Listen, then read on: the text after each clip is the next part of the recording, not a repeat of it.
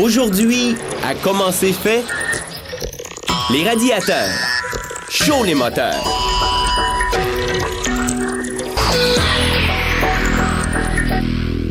En brûlant de l'essence, le moteur d'un véhicule produit de l'énergie qui est convertie en chaleur.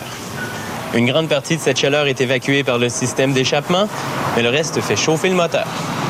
C'est le système de refroidissement qui l'empêche de surchauffer, et plus particulièrement le radiateur. On pourrait dire que c'est la pièce la plus cool de votre voiture.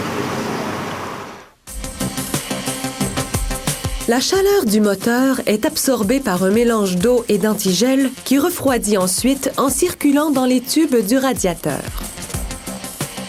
La matière première des tubes est la feuille de laiton.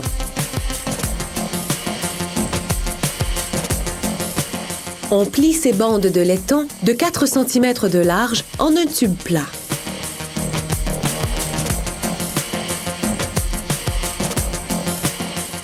Ce tube est plongé ensuite dans une cuve de plomb fondu.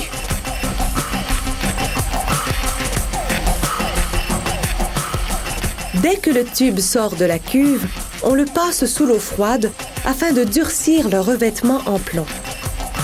Le tube est ensuite débité en tronçons dont la longueur varie selon le modèle du radiateur. Ceux-ci mesurent environ 76 cm. Pendant ce temps, on transforme une mince bande de cuivre d'1,5 mm d'épaisseur en ailette de refroidissement. Comme nous allons le voir au ralenti, la machine plie en éventail, puis perfore la bande de cuivre, formant ainsi des mini-bouches d'air. Lorsque le liquide chaud passe dans les tubes, ces ailettes transfèrent la chaleur à l'air qui circule dans le radiateur. Une fois refroidi, le liquide peut recommencer le cycle de refroidissement. Les ailettes aux dimensions exactes qui sortent de la machine sont empilées avec les tubes.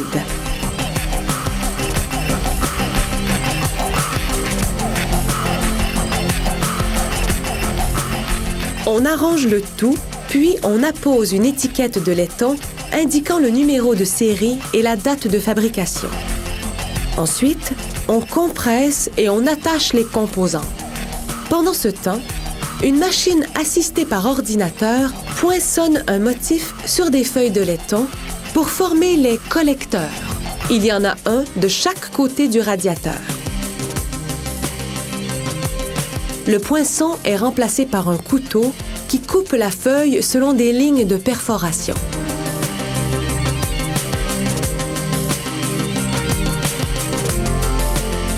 À l'aide d'une presse, on plie chaque collecteur, puis on y fait des fentes pour les tubes du radiateur.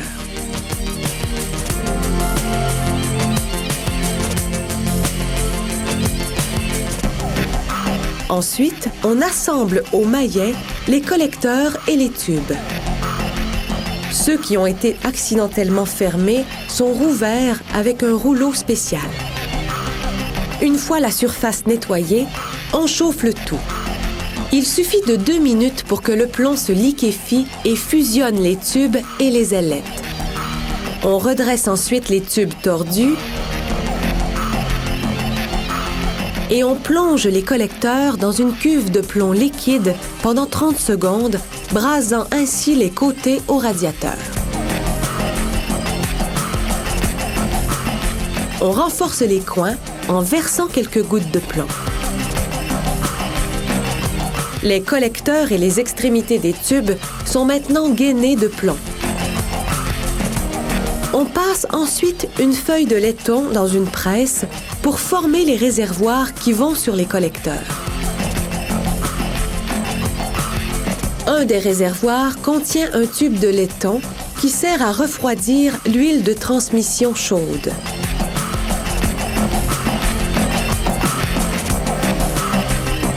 Une fois les réservoirs soudés au collecteur, on brase dessus le col de remplissage qui permet de verser l'antigel dans le réservoir.